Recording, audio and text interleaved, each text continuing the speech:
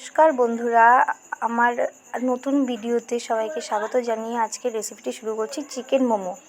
তার জন্য নিয়ে নিলাম আদা, রসুন, পেঁয়াজ, লঙ্কা সব কিছু কুচি করে। তার মধ্যে নিয়ে নিলাম মাংস কুচি, সয়া সস, গোলমরিচ ভেজে নিলাম। তারপর দিয়ে দিলাম তেল কড়াইতে। তারপর মাংসগুলোকে দিয়ে দিলাম, দিয়ে একটু যতক্ষণ না জল ঝরবে ততক্ষণ একটু ভেজে নেব লবণ হলুদ দিয়ে। প্রায় ভাজা পুরো কমপ্লিট ভাজা। তারপর কড়াইতে তেল দিয়ে আদা, রসুন, পেঁয়াজ, লঙ্কা, গাজর কুচি দিয়ে দিলাম। দিয়ে দেওয়ার পর লবণ দিয়ে নাড়াচাড়া করে নেব। নাড়াচাড়া করে নেওয়ার পর একটু যতক্ষণ না জলটা শুকোবে ততক্ষণ ভেজে নেব এই সবজিগুলো। আমার প্রায় ভাজা হয়ে গেছে। এবার মাংসর ভাজাটা দিয়ে দেব। দিয়ে দেওয়ার পর এটাকে ভালো করে নেড়ে চেড়ে নেব। তারপর দেব গোলমরিচ গুঁড়ো দিয়ে দেব। গোলমরিচ গুঁড়ো দিয়ে ভালো করে নেড়ে চেড়ে তারপর সয়া সস দিয়ে দেব।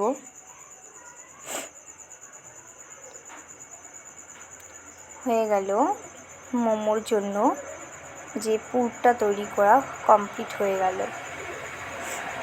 পুরটাকে একটা থালায় তুলে নিলাম।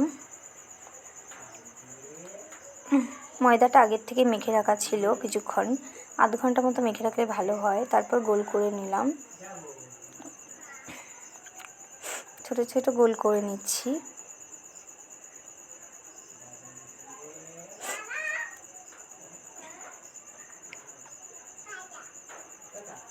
গোল করে তারপরে এটাকে বেলে নেব ছোট ছোট গোল গোল করে।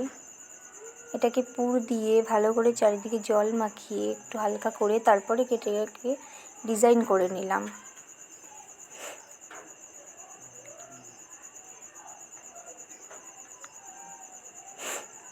ডিজাইন করা হয়ে যাচ্ছে।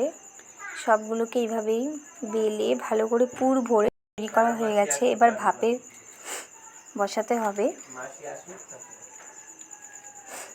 আর কিছুটা আছে, তৈরি করে নিচ্ছি বাকিটা।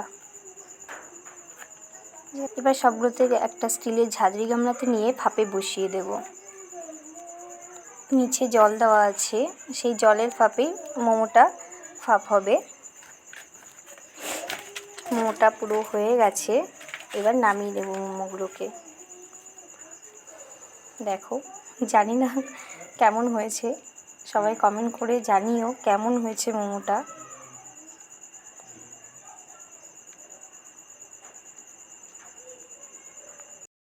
মোমো পুরো তৈরি। এবার একটি থালায় মোমো দিয়ে সস দিয়ে সাজিয়ে দিলাম।